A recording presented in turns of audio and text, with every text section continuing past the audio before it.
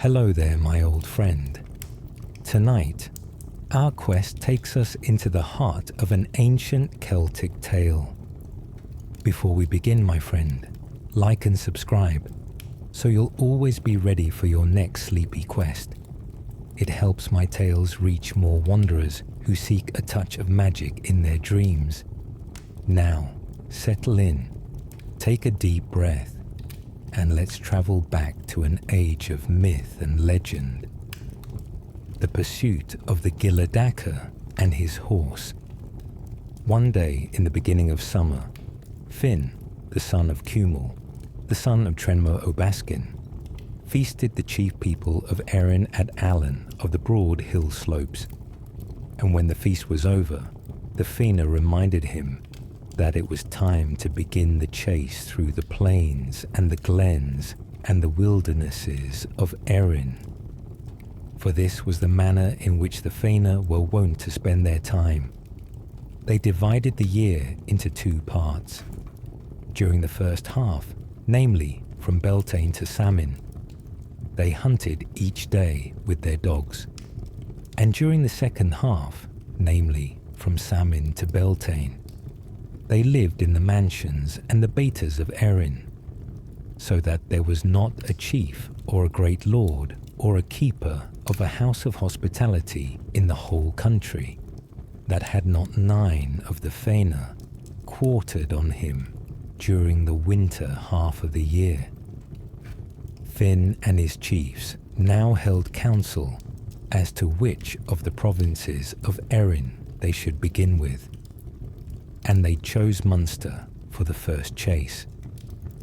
Next day they set out, both dogs and men, and they travelled through Offaly and by one side of Ferrochal and to Brosna of Slieve Bloma and by the 12 mountains of Evelyn till they came to Colkilla, which is now called Knockainey.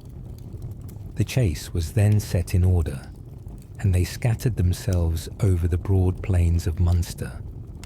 They began at Ardpatrick, and they hunted over Ken Avrat of Slieve Keen, and over Coil na Drua, which is now called the district of Fermoy, over the fruitful lands of Lehan, and over the confines of Fermoy, which is now called High Connell Gavra, then south to the patrimony of Curoy Macdara, and by the shores of Loch Line. Afterwards, along the blue streamy Swir, by Caher Dun Isca, over the great plain of Femin, and across the speckled summit of Slieve na Manfin, all over East Munster and West Munster, as far as Ballagavrin on the one side, and on the other across the Shannon to Cratlow, near Limerick of the Blue Waters. In short, there was not a plain or a valley, a wood or a brake, a mountain or a wilderness in the 2 provinces of Munster that they did not hunt over on that occasion. Now it chanced at one time during the chase, while they were hunting over the plain of Cliach, that Finn went to rest on the hill of Colkilla, which is now called Knockainey, and he had his hunting tents pitched on a level spot near the summit. Some of his chief heroes tarried with him, namely his son Oisin, the valiant Oscar, the son of Oisin, Gaul MacMorna of the mighty deeds, Finn's shield-bearer Scarebrack, Kilter Mac Ronan, Dermot O'Dina of the bright face, Lygan Lumina the swift-footed, Conan Mail of the foul tongue, and Finn Ban Mac Brazel. When the king and his companions had taken their places on the hill, the Fianna unleashed their gracefully shaped, sweet-voiced hounds through the woods and sloping glens, and it was sweet music to Finn's ear, the cry of the long-snouted dogs as they routed the deer from their covers and the badgers from their dens, the pleasant, emulating shouts of the youths, the whistling and signalling of the huntsmen, and the encouraging cheers of the mighty heroes as they spread themselves through the glens and woods, and over the broad green plain of Cliach. Then did Finn ask who of all his companions would go to the highest point of the hill directly over them, to keep watch and ward, and to report how the chase went on. For he said, the Dadanans were ever on the watch to work the Fianna mischief by their druidical spells, and more so during the chase than at other times. Finn Ban MacBrazel stood forward and offered to go, and grasping his broad spears, he went to the top and sat viewing the plain to the 4 points of the sky. And the king and his companions brought forth the chessboard and chessmen, and sat them down to a game.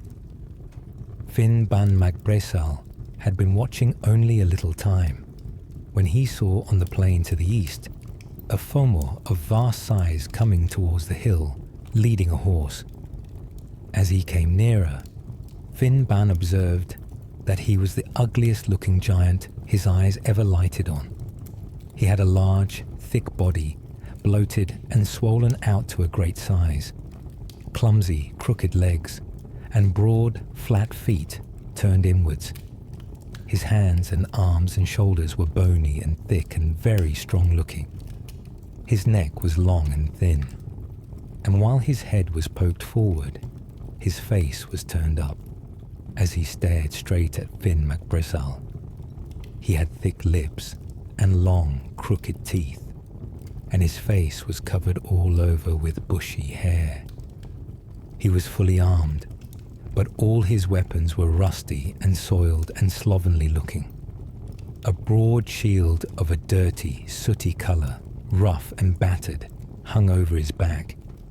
He had a long, heavy, straight sword at his left hip, and he held in his left hand 2 thick-handled, broad-headed spears, old and rusty, and seeming as if they had not been handled for years.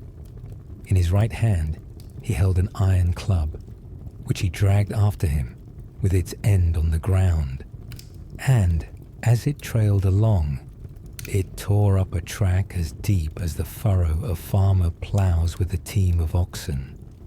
The horse he led was even larger in proportion than the giant himself, and quite as ugly. His great carcass was covered all over with tangled, scraggy hair, of a sooty black. You could count his ribs, and all the points of his big bones through his hide. His legs were crooked and knotty, his neck was twisted, and as for his jaws, they were so long and heavy that they made his head look twice too large for his body. The giant held him by a thick halter and seemed to be dragging him forward by main force. The animal was so lazy and so hard to move. Every now and then, when the beast tried to stand still, the giant would give him a blow on the ribs with his big iron club, which sounded as loud as the thundering of a great billow against the rough-headed rocks of the coast. When he gave him a pull forward by the halter, the wonder was that he did not drag the animal's head away from his body, and on the other hand, the horse often gave the halter such a tremendous tug backwards that it was equally wonderful how the arm of the giant was not torn away from his shoulder. Now it was not an easy matter to frighten Finn Ban MacBrazel, but when he saw the giant and his horse coming straight towards him in that wise, he was seized with such fear and horror that he sprang from his seat, and snatching up his arms, he ran down the hill slope with his utmost speed towards the king and his companions, whom he found sitting round the chessboard, deep in their game. They started up when they saw Finn Ban looking so scared, and turning their eyes towards where he pointed, they saw the big man and his horse coming up the hill. They stood gazing at him in silent wonder, waiting till he should arrive. But although he was no great way off when they first caught sight of him, It was a long time before he reached the spot where they stood. So slow was the movement of himself and his horse. When at last he had come up, he bowed his head and bended his knee and saluted the king with great respect.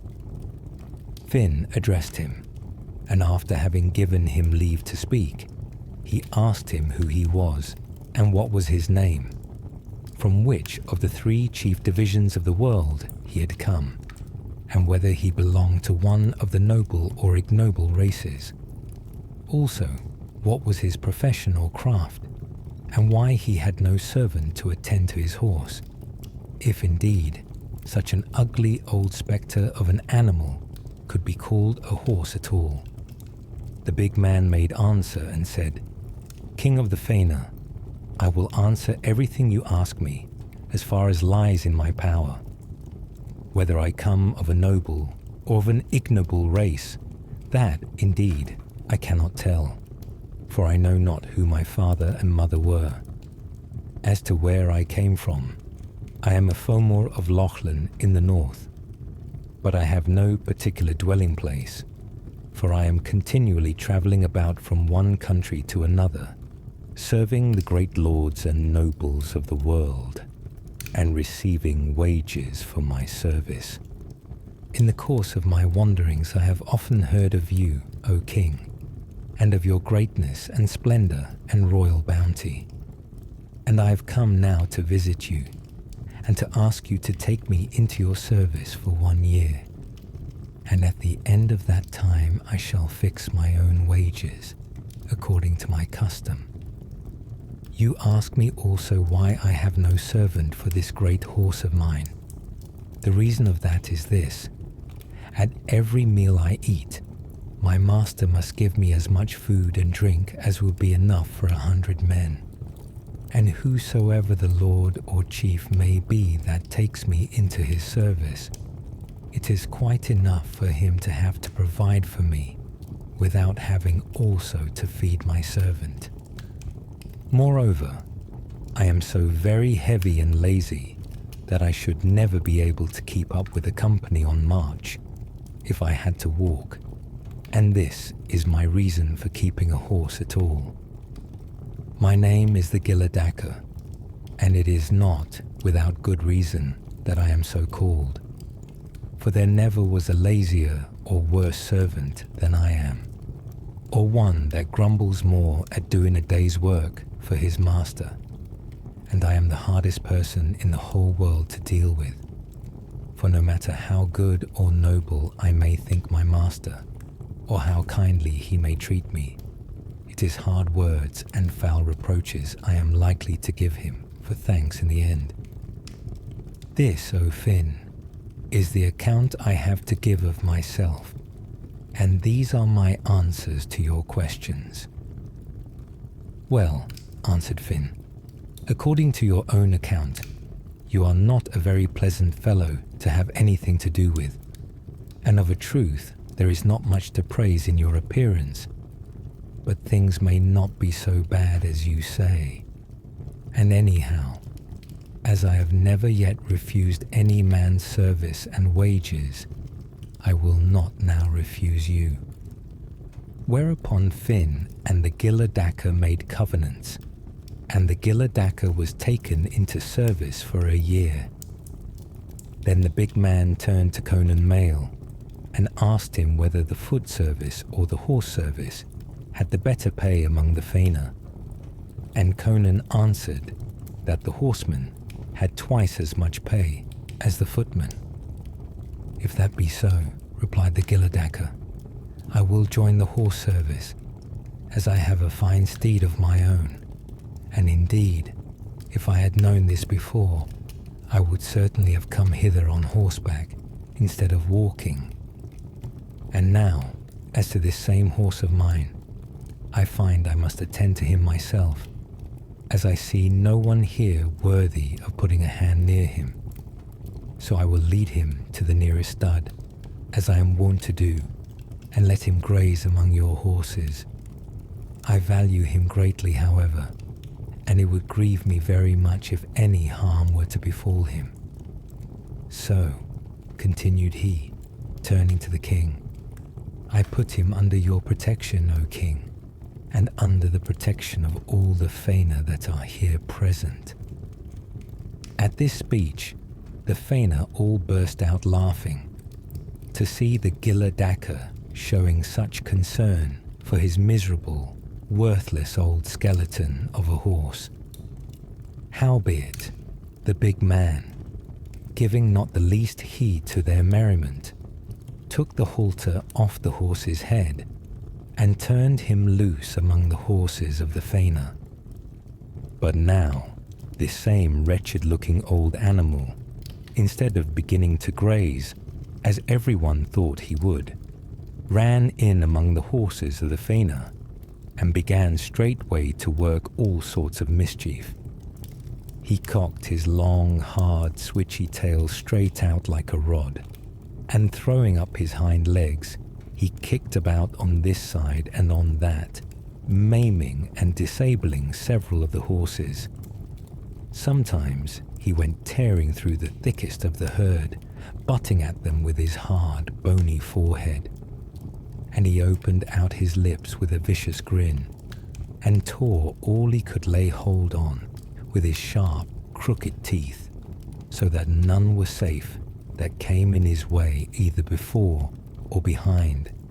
And the end of it was that not an animal of the whole herd escaped without having a leg broken, or an eye knocked out, or his ribs fractured, or his ear bitten off, or the side of his face torn open, or without being in some other way cut or maimed beyond cure. At last he left them, and was making straight across to a small field, where Conan Mail's horses were grazing by themselves, intending to play the same tricks among them. But Conan, seeing this, shouted in great alarm to the Gilla Dacker to bring away his horse and not let him work any more mischief, and threatening, if he did not do so at once, to go himself and knock the brains out of the vicious old brute on the spot. But the Gilla Dacker took the matter quite cool, and he told Conan that he saw no way of preventing his horse from joining the others, except someone put the halter on him and held him, which would, of course, he said, prevent the poor animal from grazing, and would leave him with a hungry belly at the end of the day. He said, moreover, that as he had no horseboy, and must needs do everything for himself, he thought it quite time enough to look after his horse when he had to make ready for a journey. But, said he to Conan, there is the halter, and if you are in any fear for your own animals, you may go yourself and bring him away from the field. Conan was in a mighty rage when he heard this, and as he saw the big horse just about to cross the fence, he snatched up the halter, and running forward with long strides, he threw it over the animal's head and thought to lead him back.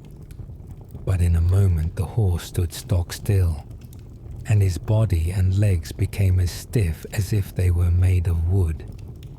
And though Conan pulled and tugged with might and main, he was not able to stir him an inch from his place. He gave up pulling at last, when he found it was no use, but he still kept on holding the halter, while the big horse never made the least stir, but stood as if he had been turned into stone.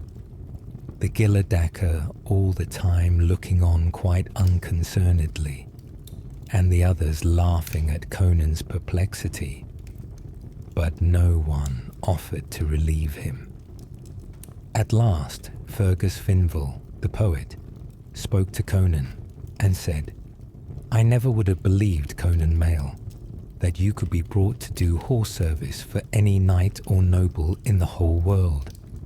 But now, indeed, I see that you have made yourself a horseboy to an ugly foreign giant, so hateful-looking and low-born that not a man of the Fianna would have anything to say to him. As you have, however, to mind this old horse in order to save your own, would it not be better for you to mount him and revenge yourself for all the trouble he is giving you by riding him across the country, over the hilltops, and down into the deep glens and valleys, and through stones and bogs and all sorts of rough places, till you have broken the heart in his big, ugly body? Conan, stung by the cutting words of the poet, and by the jeers of his companions, jumped upon the horse's back and began to beat him mightily with his heels and with his two big heavy fists to make him go. But the horse seemed not to take the least notice and never stirred. "I know the reason he does not go," said Fergus Finville. "He has been accustomed to carry a horseman far heavier than you, that is to say, the Gilla Dacker, and he will not move till he has the same weight on his back." At this, Conan Mail called out to his companions and asked which of them would mount with him and help to avenge the damage done to their horses. "I will go," said Coil Croda, the battle victor, son of Criffin, and up he went. But the horse never moved. Daradon MacMorna next offered to go, and mounted behind the others, and after him Angus MacArt MacMorna. And the end of it was that 14 men of the Clan Baskin and Clan Morna got up along with Conan, and all began to thrash the horse together with might and main. But they were none the better of it, for he remained standing stiff and immovable as before. They found, moreover, that their seat was not at all an easy one. The animal's back was so sharp and bony. When the Gilla Dacker saw the Fianna beating his horse at such a rate, he seemed very angry and addressed the king in these words: "King of the Fianna, I now see plainly that all the fine accounts I heard about you and the Fianna are false, and I will not stay in your service. No, not another hour. You can see for yourself the ill usage these men are giving my horse without cause, and I leave you to judge whether anyone could put up with it, anyone who had the least regard for his horse. The time is indeed short since I entered your service, but I now think it a great deal too long. So pay me my wages and let me go my ways." But Finn said, "I do not wish you to go. Stay on till the end of your year, and then I will pay you all I promised you." "I swear," answered the Gilla Dacker, "that if this were the very last day of my year, I would not wait till morning for my wages after this insult. So wages or no wages, I will now seek another master. But from this time forth, I shall know what to think of Finn MacCumhall and his Fianna."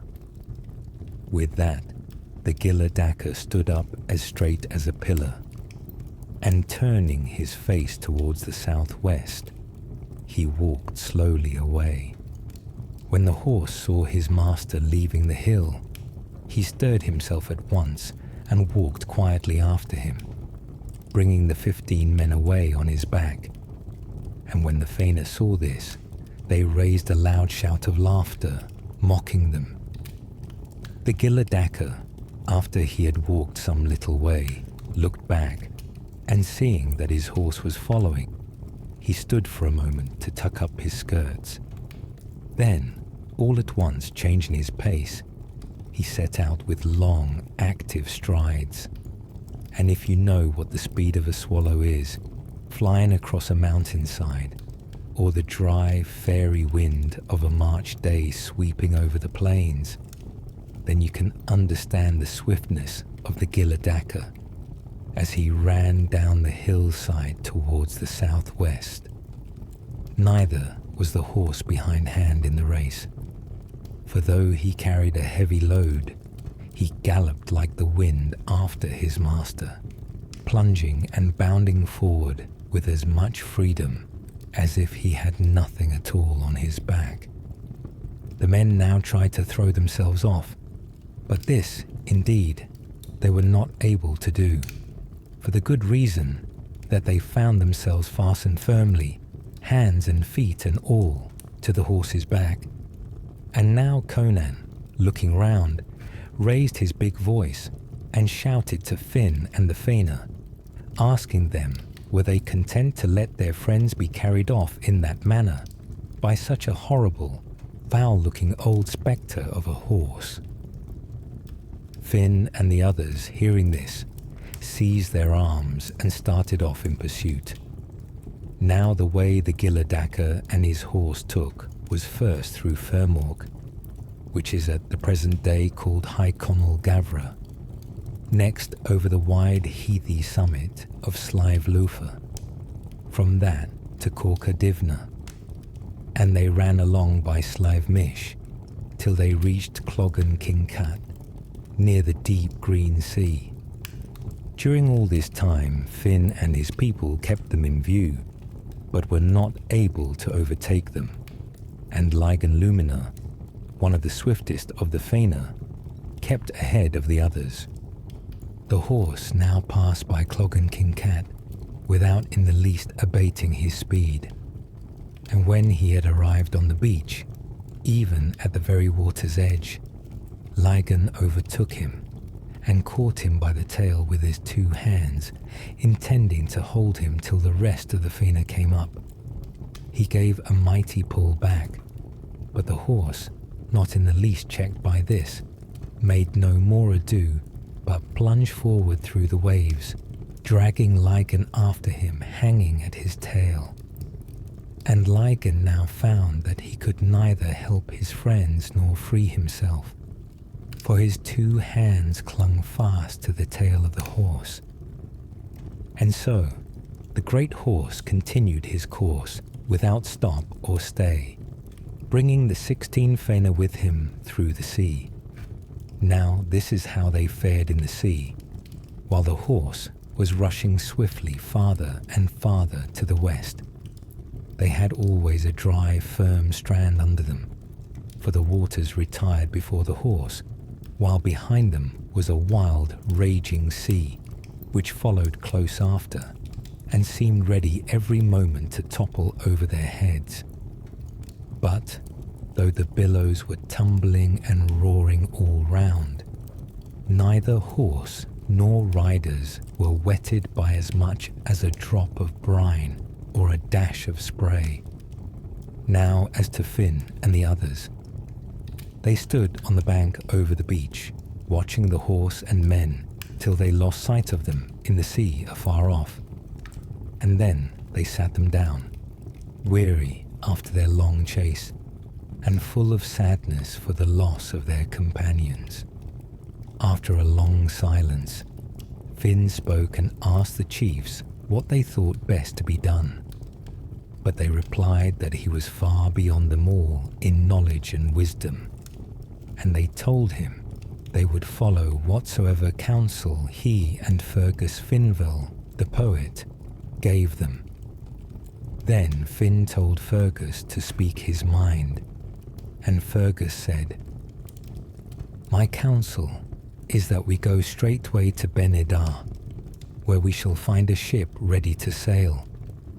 For our forefathers, when they wrested the land from the gifted, bright-complexioned Dedanans, bound them by covenant to maintain this ship forever, fitted with all things needful for a voyage, even to the smallest article, as one of the privileges of Ben Edar, so that if at any time one of the noble sons of Gael Glass wished to sail to distant lands from Erin, he should have a ship lying at hand in the harbour ready to begin his voyage." They agreed to this counsel, and turned their steps without delay northwards towards Ben Edar. They had not gone far, when they met two noble-looking youths, fully armed, and wearing over their armor beautiful mantles of scarlet silk fastened by brooches of gold. The strangers saluted the king with much respect, and the king saluted them in return. Then, having given them leave to converse, he asked them who they were, whither they had come, and who the prince or chief was that they served. And the elder answered, "My name is Feradach, and my brother's name is Foltlabar, and we are the two sons of the king of Inia. Each of us professes an art, and it has long been a point of dispute between us. Which art is the better, my brother's or mine? Hearing that there is not in the world a wiser or more far-seeing man than thou art, O king, we have come to ask thee to take us into thy service among thy household troops for a year, and at the end of that time to give judgment between us in this matter." Finn asked them what were the two arts they professed. "My art," answered Feradach, "is this. If at any time a company of warriors need a ship, give me only my joiner's axe and my crantaval, and I am able to provide a ship for them without delay. The only thing I ask them to do is this, to cover their heads close and keep them covered, while I give the crantaval 3 blows of my axe. Then I tell them to uncover their heads, and lo, there lies the ship in harbour ready to sail." Then Foltlabar spoke and said, "This, O king, is the art I profess. On land I can track the wild duck over 9 ridges and 9 glens, and follow her without being once thrown out, till I drop upon her in her nest. And I can follow up a track on sea quite as well as on land, if I have a good ship and crew." Finn replied, "You are the very men I want, and I now take you both into my service. At this moment, I need a good ship and a skillful pilot more than any 2 things in the whole world. And though our own track men, namely the clan Navin, are good, yet we now need someone still more skillful to follow the Gilla Dacker through unknown seas." Then the 2 brothers asked Finn what strait he was in at that moment, and why he wanted a ship and pilot so much.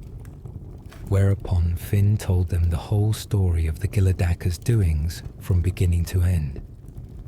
"And we are now," said he, "on our way to Benedar to seek a ship, that we may follow this giant and his horse and rescue our companions." Then Feradach said, "I will get you a ship that will sail as swiftly as a swallow can fly." And Foltlabar said, "I will guide your ship in the track of the Gilla Dacker till ye lay hands on him, in whatsoever quarter of the world he may have hidden himself." And so they turned back to Clogan Kincat, and when they had come to the beach, Feradach told them to cover their heads, and they did so.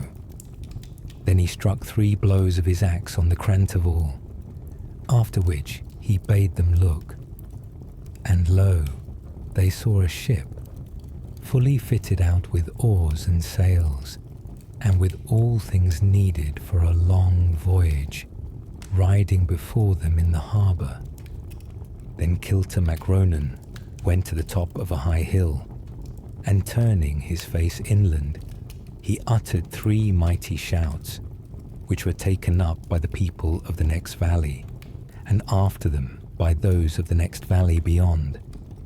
And so the signal spread, till a shout of alarm was heard in every plain and hillside, glen and valley, wood and wilderness, in the 2 provinces of Munster.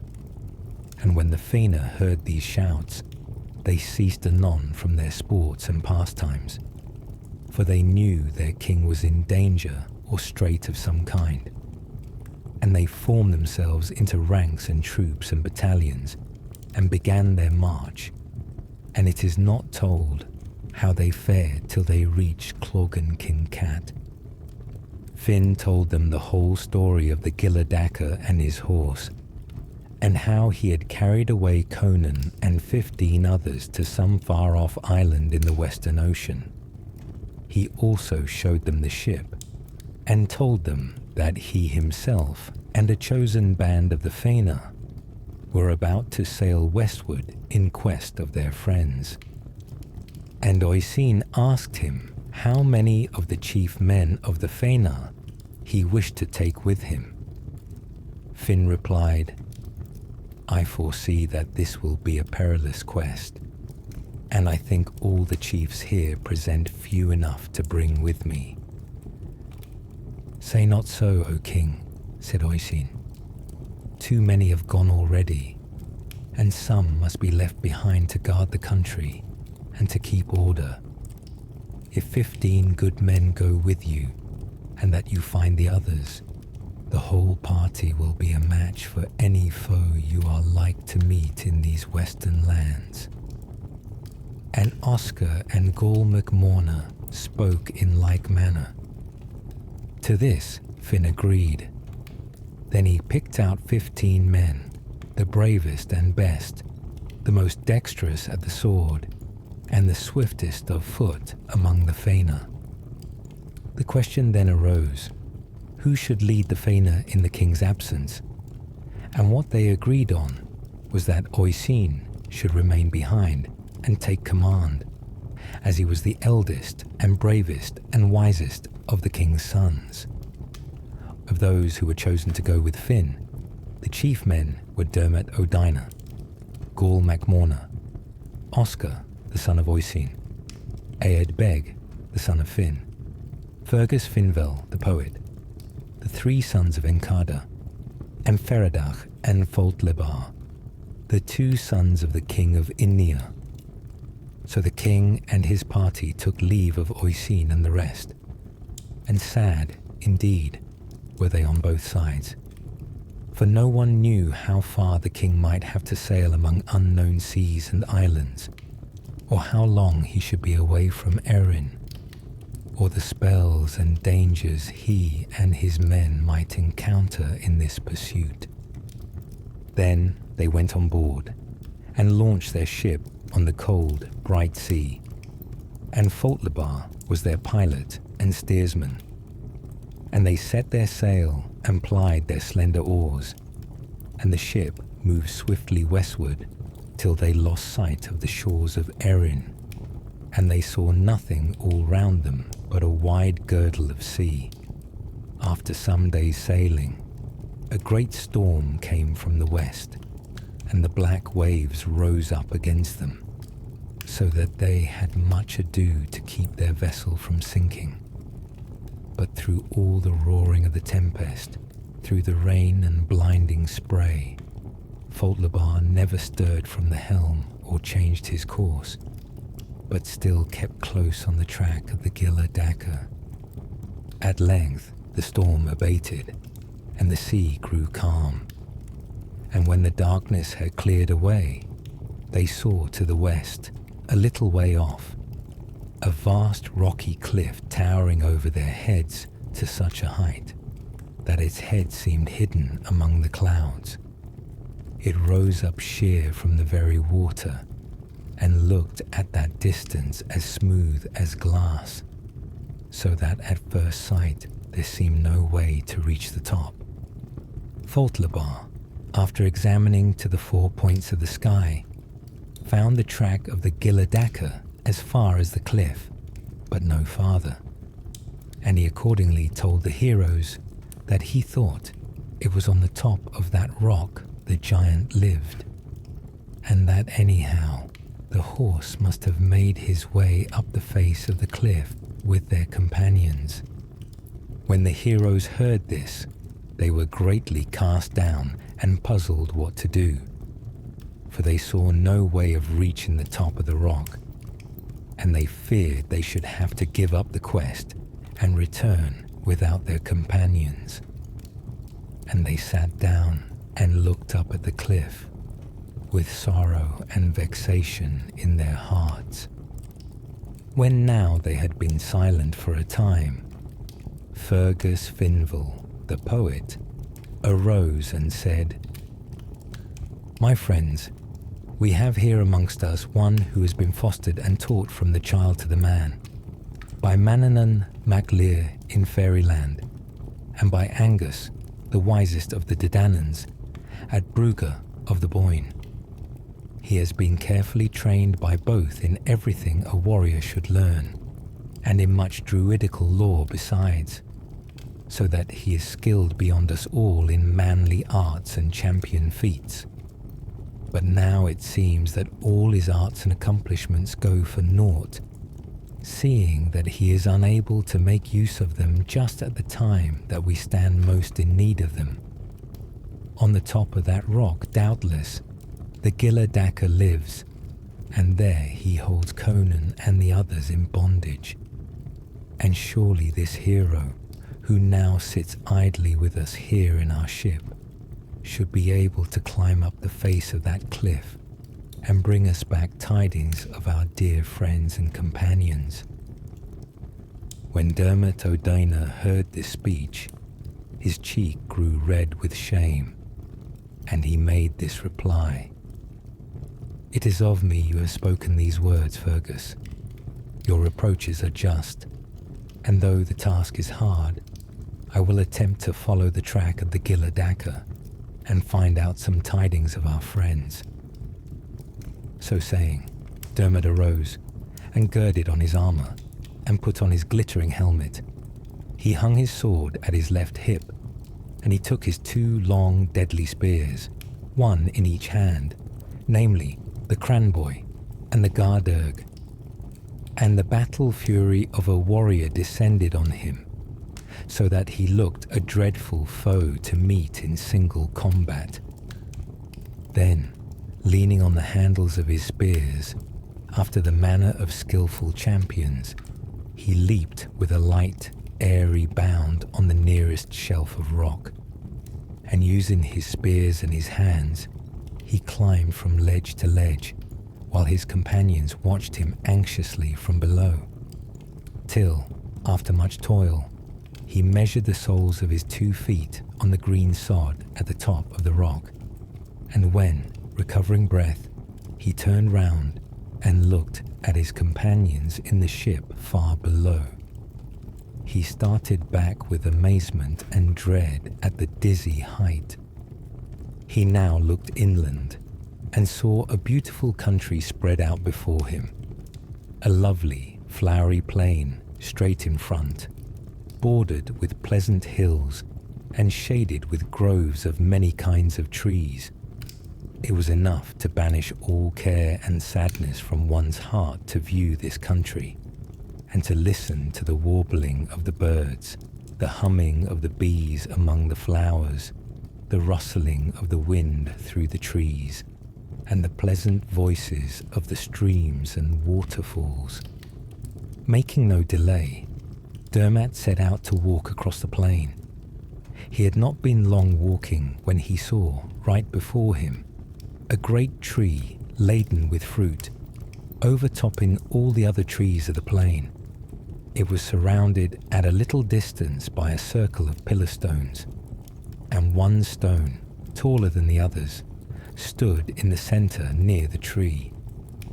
Beside this pillar stone was a spring well, with a large, round pool as clear as crystal, and the water bubbled up in the centre and flowed away towards the middle of the plain in a slender stream. Dermot was glad when he saw the well, for he was hot and thirsty after climbing up the cliff. He stooped down to take a drink, but before his lips touched the water, he heard the heavy tread of a body of warriors and the loud clank of arms, as if a whole host were coming straight down on him. He sprang to his feet and looked round, but the noise ceased in an instant, and he could see nothing. After a little while, he stooped again to drink, And again, before he had wet his lips, he heard the very same sounds, nearer and louder than before. A second time he leaped to his feet, and still he saw no one. He knew not what to think of this, and as he stood wondering and perplexed, he happened to cast his eyes on the tall pillar stone that stood on the brink of the well, and he saw on its top a large, beautiful drinking horn, chased with gold and enamelled with precious stones. "Now surely," said Dermot, "I have been doing wrong. It is, no doubt, one of the virtues of this well, that it will not let anyone drink of its waters except from the drinking horn." So he took down the horn, dipped it into the well, and drank without hindrance till he had slaked his thirst. Scarcely had he taken the horn from his lips when he saw a tall wizard champion coming towards him from the east, clad in a complete suit of mail, and fully armed with shield and helmet, sword and spear. A beautiful scarlet mantle hung over his armour, fastened at his throat by a golden brooch, and a broad circlet of sparkling gold was bended in front across his forehead to confine his yellow hair and keep it from being blown about by the wind. As he came nearer, he increased his pace, moving with great strides, and Dermot now observed that he looked very wrathful. He offered no greeting, and showed not the least courtesy, but addressed Dermot in a rough, angry voice. "Surely, Dermot O'Dina, Erin of the Green Plains should be wide enough for you, and it contains abundance of clear, sweet water in its crystal springs and green-bordered streams, from which you might have drunk your fill. But you have come into my island without my leave, and you have taken my drinking horn, and have drunk from my well, and this spot you shall never leave till you have given me satisfaction for the insult." So spoke the wizard champion, and instantly advanced on Dermot with fury in his eyes.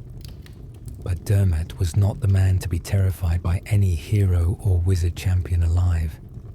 He met the foe halfway, and now, foot to foot, and knee to knee, and face to face, they began a fight, watchful and wary at first, but soon hot and vengeful, till their shields and helmets could scarce withstand their strong thrusts and blows, like two enraged lions fighting to the death, or two strong serpents intertwined in deadly strife, or two great opposing billows thundering against each other on the ocean border. Such was the strength and fury and determination of the combat of these two heroes. And so they fought through the long day till evening came, and it began to be dusk, when suddenly the wizard champion sprang outside the range of Dermot's sword, and leaping up with a great bound, he alighted in the very centre of the well. Down he went through it, and disappeared in a moment before Dermot's eyes, as if the well had swallowed him up. Dermot stood on the brink, leaning on his spear, amazed and perplexed, looking after him in the water. But whether the hero had meant to drown himself, or that he had played some wizard trick, Dermot knew not. He sat down to rest, full of vexation that the wizard champion should have got off so easily. And what chafed him still more was that the feigner knew naught of what had happened, and that when he returned, he could tell them nothing of the strange hero. Neither had he the least token or trophy to show them after his long fight. Then he began to think what was best to be done, and he made up his mind to stay near the well all night, with the hope of finding out something further about the wizard champion on the morrow. He walked towards the nearest point of a great forest that stretched from the mountain down to the plain on his left, and as he came near, a herd of speckled deer ran by among the trees. He put his finger into the silken loop of his spear, and throwing it with an unerring cast, brought down the nearest of the herd. Then, having lighted a fire under a tree, he skinned the deer and fixed it on long hazel spits to roast, having first, however, gone to the well and brought away the drinking horn full of water. And he sat beside the roasting deer to turn it and tend the fire, waiting impatiently for his meal. For he was hungry and tired after the toil of the day. When the deer was cooked, he ate till he was satisfied, and drank the clear water of the well from the drinking horn. After which he lay down under the shade of the tree beside the fire, and slept a sound sleep till morning. Night passed away, and the sun rose, bringing morning with its abundant light. Dermot started up, refreshed after his long sleep, and, repairing to the forest, he slew another deer, and fixed it on hazel spits to roast at the fire as before. For Dermot had this custom, that he would never eat of any food left from a former meal. And after he had eaten of the deer's flesh and drunk from the horn, he went towards the well. But though his visit was early, he found the wizard champion there before him, standing beside the pillar stone, fully armed as before, and looking now more wrathful than ever. Dermot was much surprised, but before he had time to speak, the wizard champion addressed him. Dermot O'Dina, you have now put the cap on all your evil deeds. It was not enough that you took my drinking horn and drank from my well. You have done much worse than this, for you have hunted on my grounds and have killed some of my speckled deer. Surely there are many hunting grounds in Erin of the Green Plains, with plenty of deer in them, and you need not have come hither to commit these robberies on me.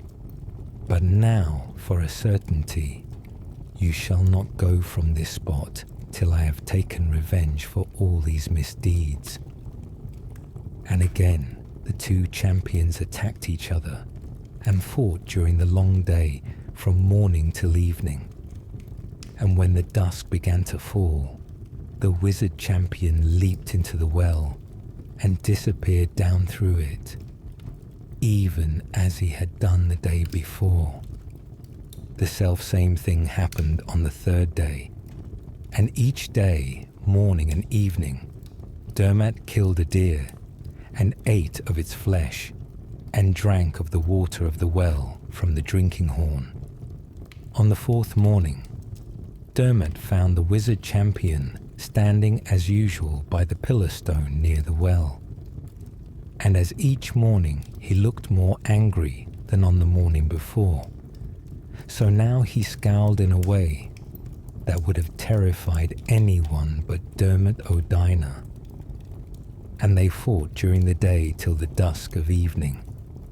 But now Dermot watched his foe narrowly, and when he saw him about to spring into the well, he closed on him and threw his arms round him.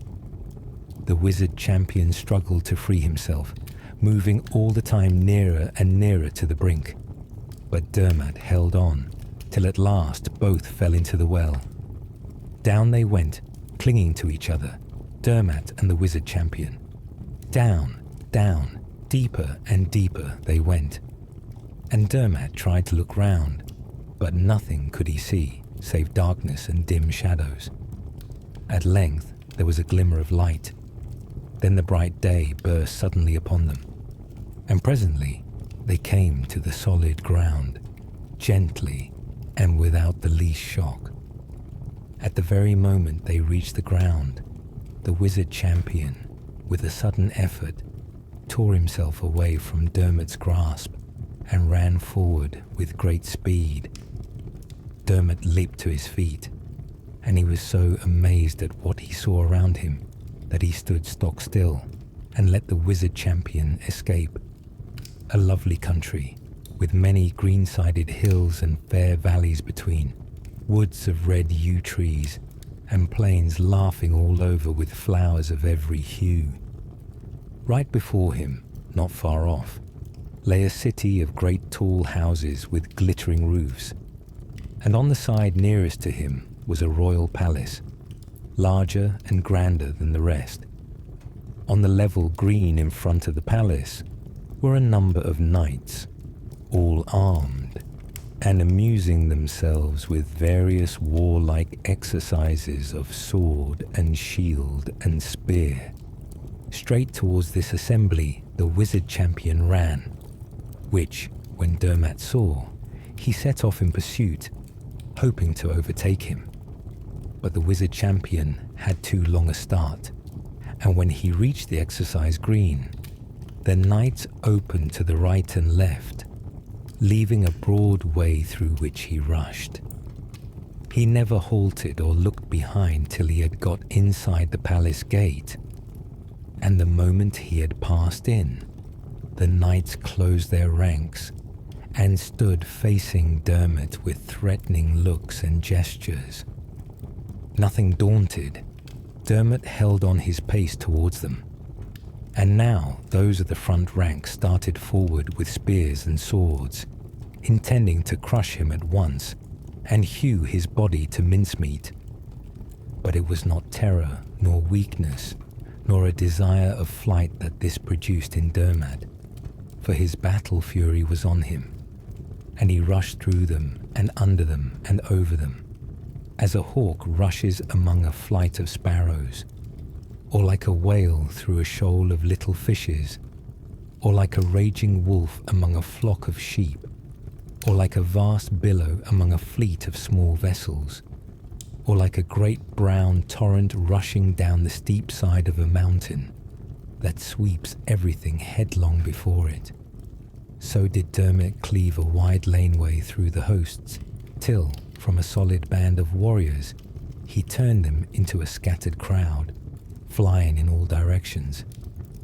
And those that did not fall by his hand ran hither and thither, some to hide themselves in the thick forests and remote, wooded glens of the surrounding country, while others rushed in through the outer gate of the palace and shut themselves up in the strongest part of the fortress.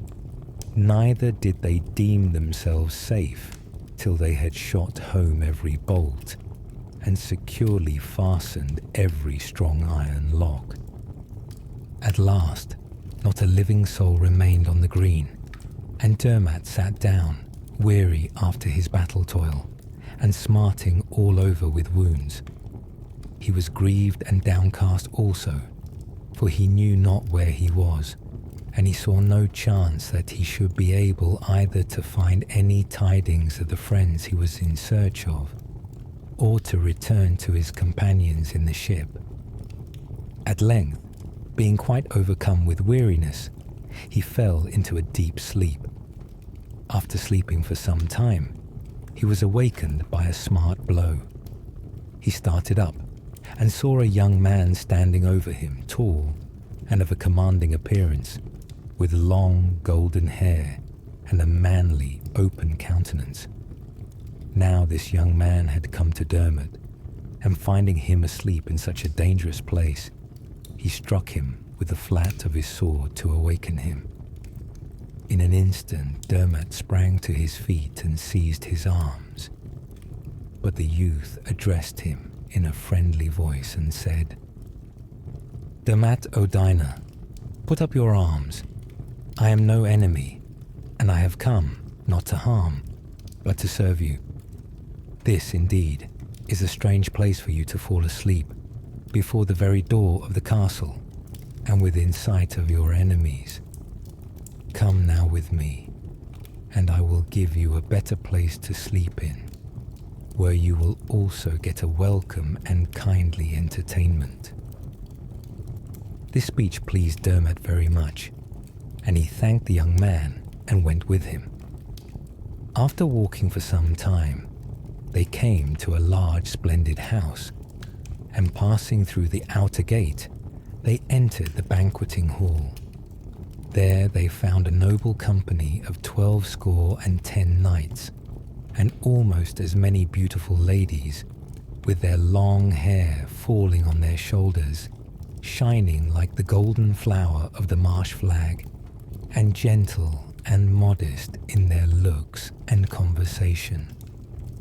They wore mantles of scarlet satin, and each mantle was fastened in front by a brooch of burnished gold. The company sat at tables round the walls of the banquet hall, some feasting, some playing chess, and some listening to the music of harps. When the two heroes entered, all the knights and ladies rose and received them with much respect, and they welcomed Dermot and invited him to join their entertainment. But the young prince, for he was in truth a prince, pointing to Dermot's clothes and arms, all soiled and stained, told them that he had endured much toil that day, and that he wanted rest and refreshment. He then brought Dermot away, and ordered the attendants to prepare a bath in a great cauldron. He put soothing balsams and healing herbs into it with his own hands, and when Dermot had bathed, he was immediately healed of his wounds, and he came forth refreshed and cheerful. The prince then directed that his clothes should be put aside, and had him clad in rich garments like the others. Dermot now joined the company, and ate and drank, for he had taken neither food nor drink, since he had made his meal on the deer early that morning near the well. After which he talked, and was cheerful with the others. Then rose up the harpers, and the professors of divers arts and sciences, and one after another they played their sweet music, and recited their poems and their tales of the heroes of the olden time. And when they had ended, the knights gave them gifts of gold and silver and jewels. At last the company broke up, and Dermot was shown to a bed richly ornamented, and soft with the red feathers of wild fowl, and soon he fell into a sound sleep after his long day's adventures. Now Dermot marvelled much at all he saw and heard, and he knew not what place he was in, or who the people were that had treated him with such kindness. So next morning, when the company had again assembled, he stood up and addressed the prince with gentle words and modest demeanour. And this is what he said: "I am much surprised, O prince, at what I have seen, and at all that has befallen me in this land. Though I am here a stranger, thou hast shown me much kindness, and these noble knights and ladies have permitted me to join their sports, and have treated me with much gentleness and consideration. I wish to know then who thou art, O prince, and what country this is, of which I have never before heard, and who is the king thereof. Tell me also, I pray thee, the name of the champion who fought with me for 4 days at the well, till at last he escaped from me at the palace." The prince replied, "I will tell you all, Dermot, as you have asked, concealing nothing. This country is Tirfaton. The champion who fought with you is called the Knight of the Fountain, and that very champion is king of this land. I am the brother of the king, and my name is the Knight of Valor. Good reason indeed have I to be kind to you, Dermot O'Dina, for though you do not remember me, I spent a year and a day in the household of Finn, the son of Kumal.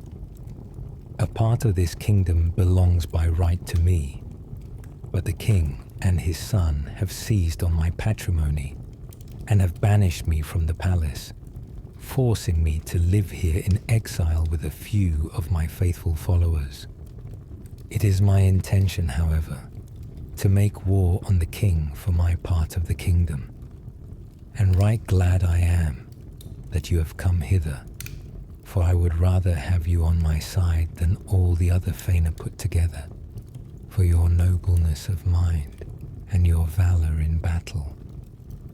I have here in my household 70 and 10 heroes, all champions of great deeds, and if you consent to aid me, these shall be placed under your command. By day you shall fight against the king of Tirfaton and his son, and by night you shall feast and rest and sleep with me in this palace. If you enter into friendship with me and fight on my side, well, I know that I shall win back my right without delay." Dermot agreed to this, so he and the Knight of Valor made a covenant, and placing hand in hand, they pledged themselves to observe faithfully the conditions of the League of Friendship. As to Finn Mac Cumhal and those that remained behind with him in the ship, I will now relate what befell them. It was now many days since Dermot had left them, and they marvelled much that he did not return with tidings of the Gilla Dacker. At length, when they began to be alarmed, the two sons of the king of Inia offered to go in search of him, but Finn said no, for that they should all go together.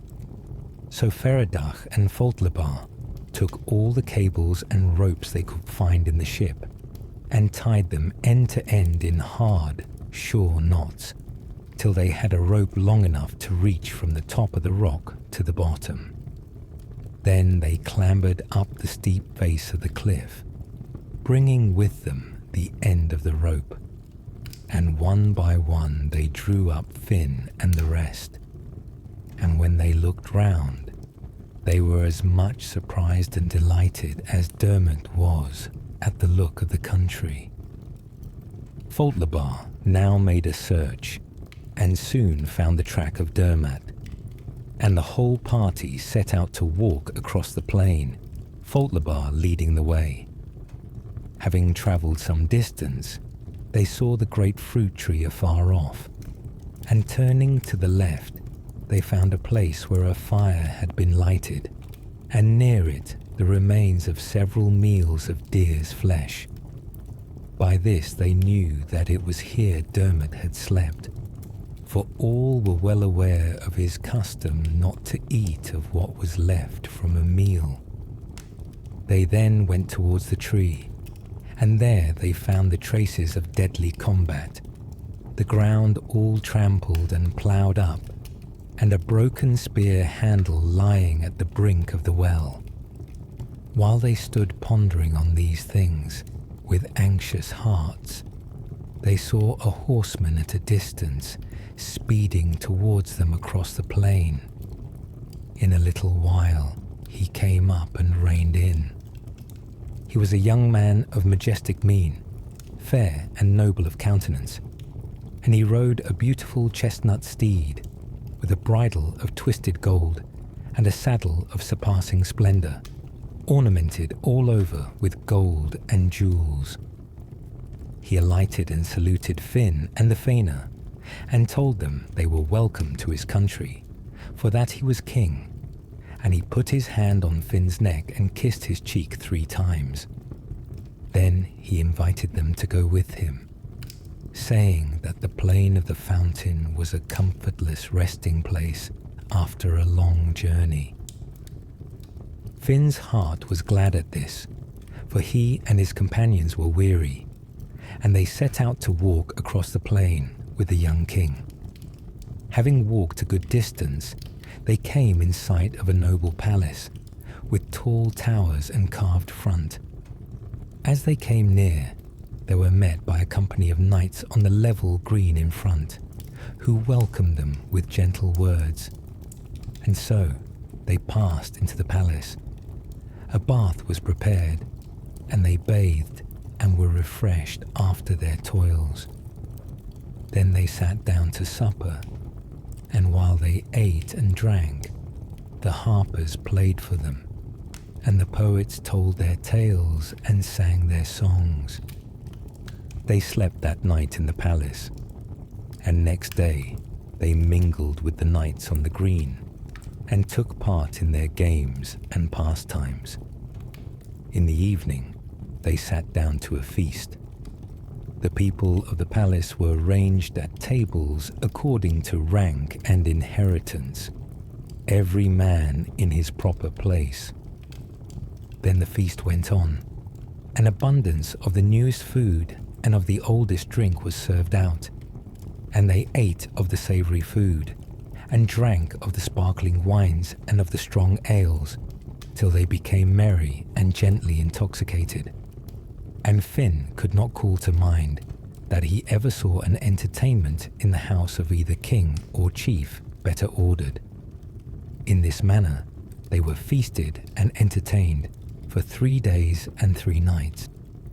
At the end of that time, a meeting was held by the king on the palace green. And Finn stood up and said, "Tell me, I pray thee, thy name and the name of this country, which I have never seen before, or even heard of." "This country," replied the king, "is called Sorka, of which I am king, and although you know us not, we know you well, for the fame of your deeds has reached even to this land. But now I wish to know why you have come hither. Also, the reason why you have brought so few companions, and where the rest have tarried." Then Finn told him the whole story from beginning to end, how the Gilla Dacker and his great horse had carried off 16 of their chief men. "And," added Finn, "I and these 15 companions of mine are now in quest of them." The king replied, "This is a dangerous undertaking, and you and your 15 men, valiant even as you are too few to venture into unknown lands where you may meet with many enemies. Now my knights are brave and generous, and they love battle and adventure. Wherefore I will place a band of them under your command, who will follow you whithersoever you go, and who will not be behindhand even with the Fianna in facing hardship and danger." Finn stood up to thank the king, but before he had time to speak, they saw a messenger speeding towards them across the plain from the northwest, breathless and begrimed all over with mud and dust. When he had come in presence of the company, he bowed low to the king, and standing up, waited impatient for leave to speak. The king asked him what news he had brought, and he replied, "Bad and direful news I have for thee, O king. A foreign fleet has come to our shores, which seems to cover all the sea, even as far as the eye can reach, and until the stars of heaven are counted, and the sands of the sea, and the leaves of the woods, the hosts that are landing from their black ships shall not be numbered. Even already they have let loose their plunderers over the country, who are burning and spoiling the farmsteads and the great mansions, and many noble heroes and keepers of houses of hospitality, and many people of the common sort, have been slain by them.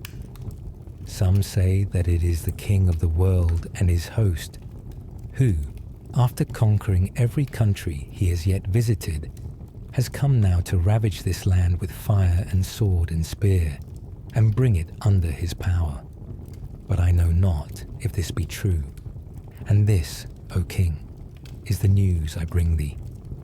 When the messenger had ended, the king spoke naught, though his countenance indeed showed trouble. But he looked earnestly at Finn. Finn understood this to mean that the king sought his help, and with clear voice he spoke. Thou hast been generous to me and my people in our day of need, O King of Sorka.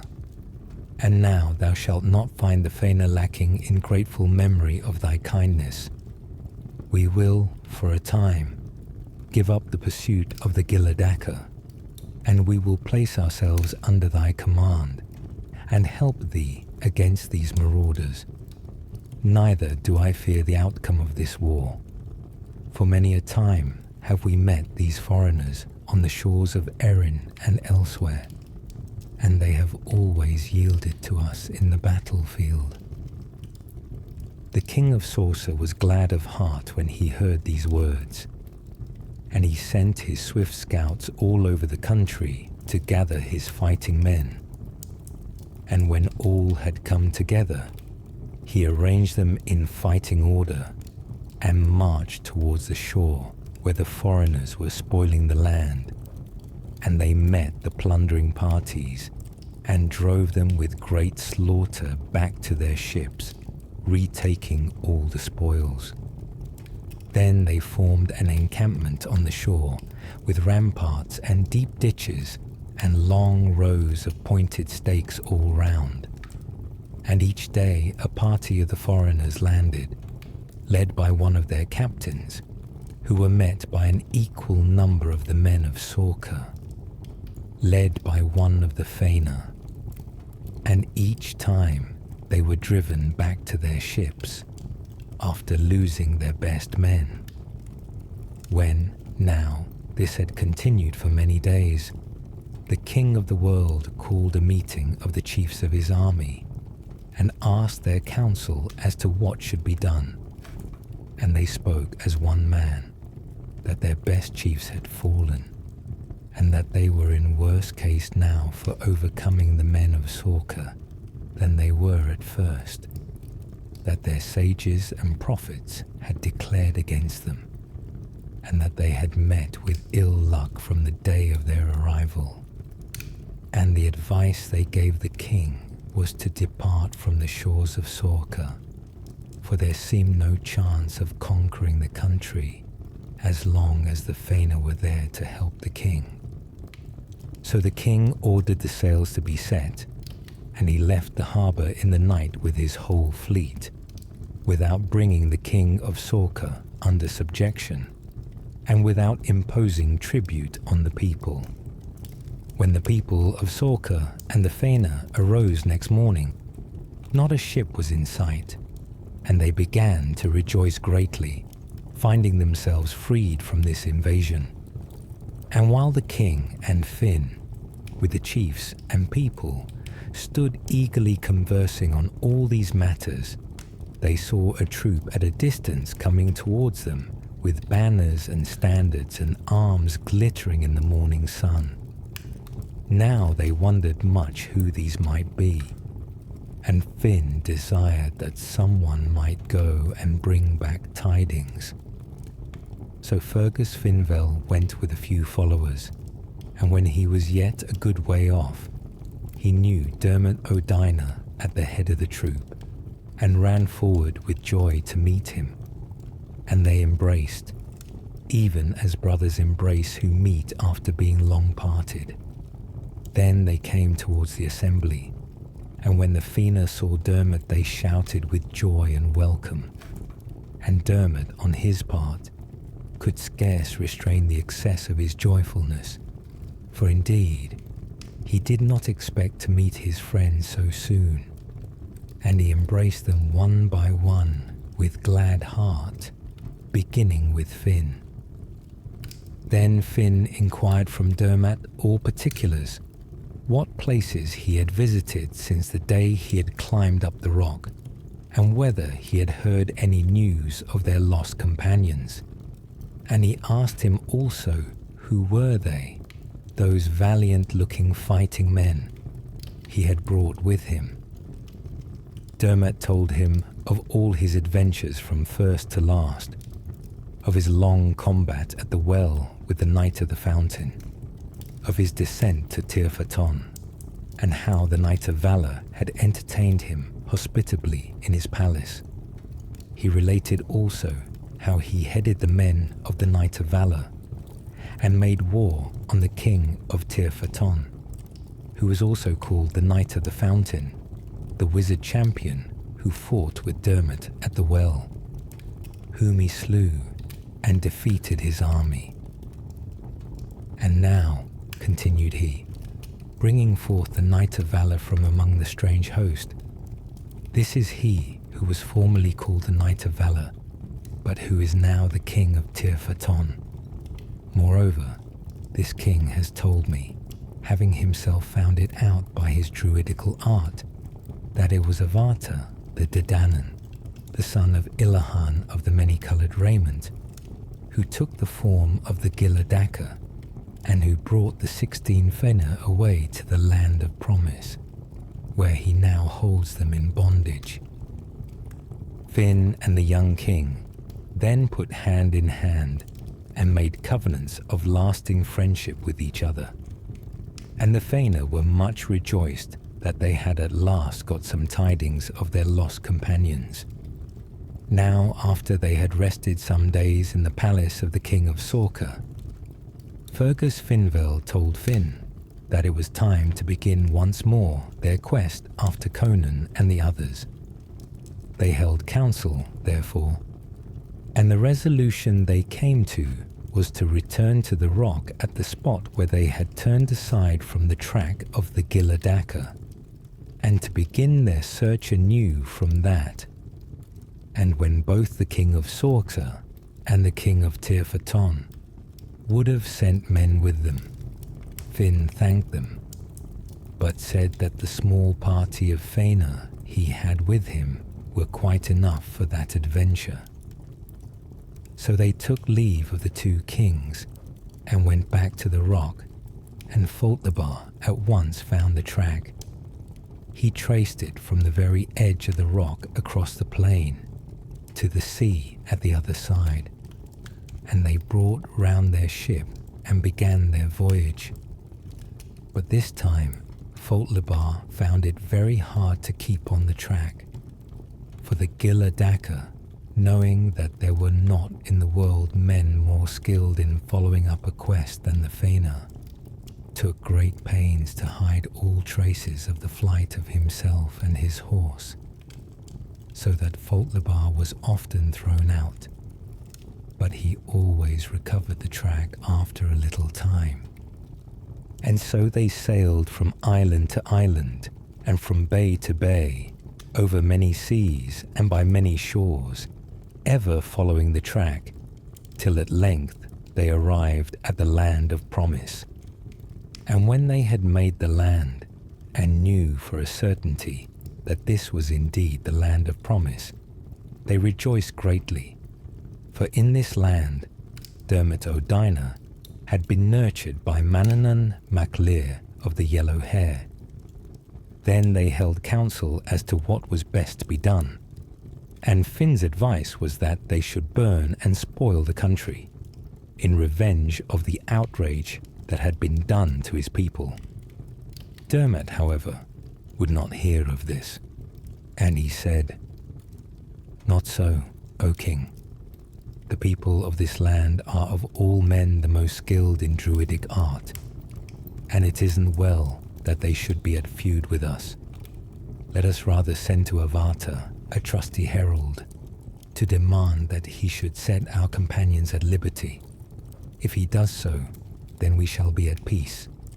If he refuse, then shall we proclaim war against him and his people, and waste this land with fire and sword, till he be forced, even by his own people, to give us back our friends."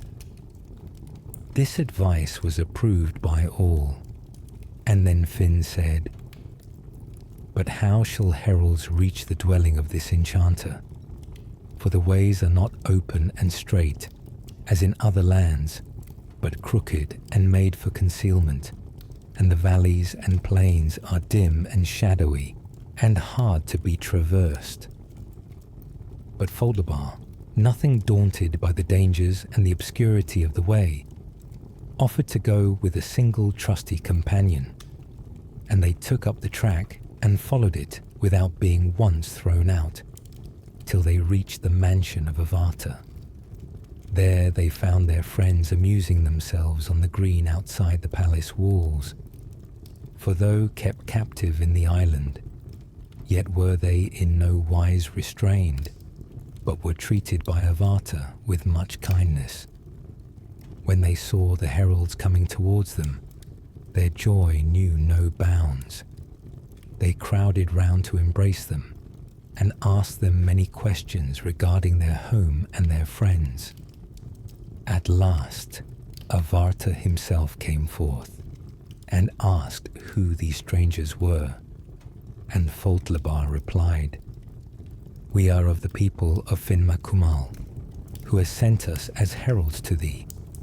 He and his heroes have landed on this island, guided hither by me, and he bade us tell thee that he has come to wage war and to waste this land with fire and sword, as a punishment for that thou hast brought away his people by foul spells, and even now keepest them in bondage."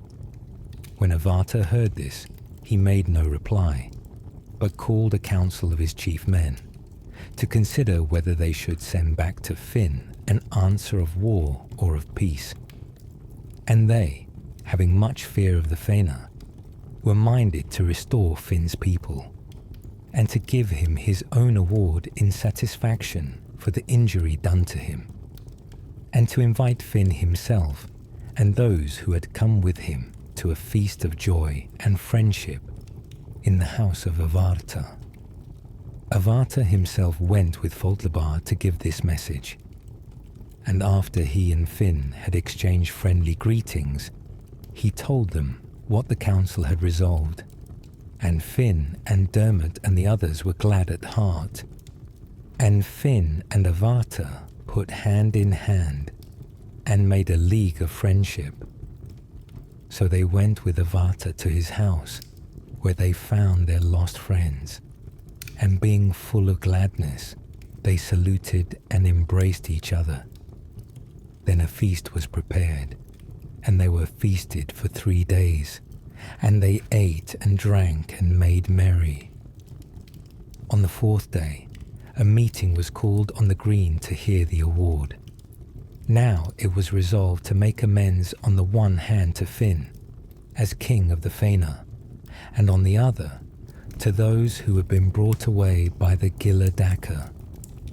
And when all were gathered together, Finn was first asked to name his award, and this is what he said: "I shall not name an award, O Avarta, neither shall I accept an eric from thee, but the wages I promised thee when we made our covenant at Nokani, that I will give thee, for I am thankful for the welcome thou hast given us here, and I wish that there should be peace and friendship between us forever."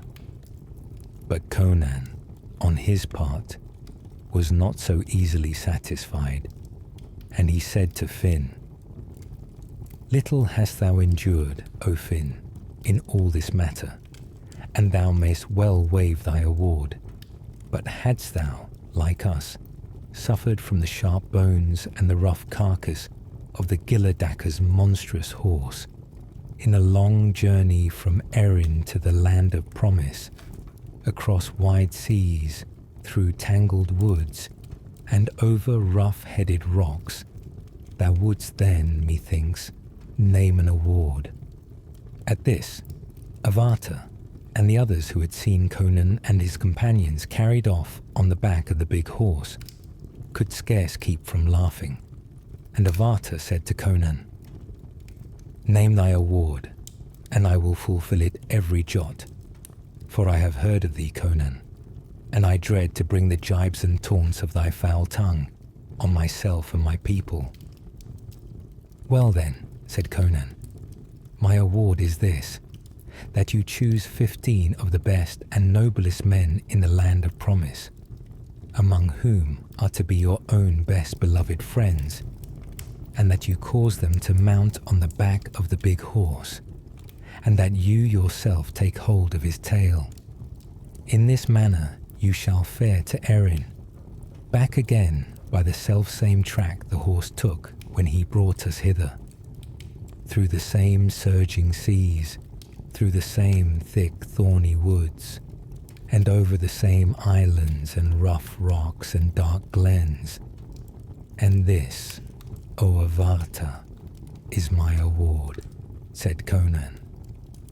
Now Finn and his people were rejoiced exceedingly when they heard Conan's award, that he asked from Avarta nothing more than like for like, for they feared much that he might claim treasure of gold and silver, and thus bring reproach on the Fianna. Avarta promised that everything required by Conan should be done, binding himself in solemn pledges. Then the heroes took their leave, and having launched their ship on the broad green sea, they sailed back by the same course to Erin, and they marched to their camping place at Knockany, where they rested in their tents. Avarta then chose his men, and he placed them on the horse's back, and he himself caught hold of the tail. And it is not told how they fared till they made harbour and landing place at Clogan Kincat. They delayed not, but straightway journeyed over the self-same track as before, till they reached Knockany. Finn and his people saw them afar off coming towards the hill with great speed. The Gilla Dacker, quite as large and as ugly as ever, running before the horse, for he had let go the tail at Clogan Kincat. And the Fianna could not help laughing heartily when they saw the plight of the 15 chiefs on the great horse's back, and they said with one voice that Conan had made a good award that time. When the horse reached the spot from which he had at first set out, the men began to dismount. Then the Gilla Dacker, suddenly stepping forward, held up his arm and pointed earnestly over the heads of the Fianna towards the field where the horses were standing, so that the heroes were startled and turned round every man to look. But nothing was to be seen except the horses grazing quietly inside the fence. Finn and the others now turned round again, with intent to speak to the Gilla Dacker and bring him and his people into the tents. But much did they marvel to find them all gone. The Gilla Dacker and his great horse and the 15 nobles of the land of promise had disappeared in an instant, and neither Finn himself nor any of his chiefs ever saw them afterwards. So far we have related the story of the pursuit of the Gilla Dacker and his horse, and so our quest through these timeless tales comes to an end. With the story's final words, you have completed this sleepy quest. May your dreams be filled with magic until the next adventure begins. Rest well, traveller.